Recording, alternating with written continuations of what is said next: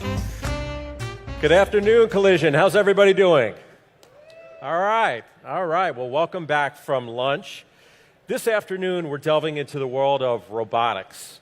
Machines for the home, machines to take on dangerous jobs, to fight crime, and machines that could recognize human faces to greet customers as they enter stores. It'll be a few hours of some amazing live demos and spirited conversation, so I hope you're ready for it. But before we get started, we want to take your temperature for the room again.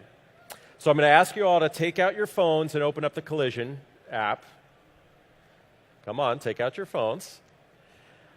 Under More on the right-hand corner, I'm going to ask you to click on Slido, and then AutoTech TalkRobot. Everybody finding it okay? So when I say artificial intelligence, I want you to type in what's the first word that comes to mind.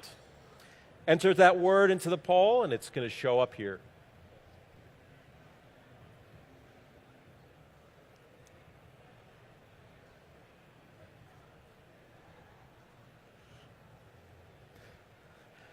All right, first word that comes to mind. I see a lot of straight faces. Robots, machine learning, Kappa. Fear, OpenAI, knowledge. Robocalypse, Neuron. Okay, well, clearly robot is the first thing that comes to mind. So with that, we're going to get on to our first presentation of the afternoon, surprisingly on AI. Deep learning has transformed much of artificial intelligence. But the next deep learning could lead us far more breakthroughs.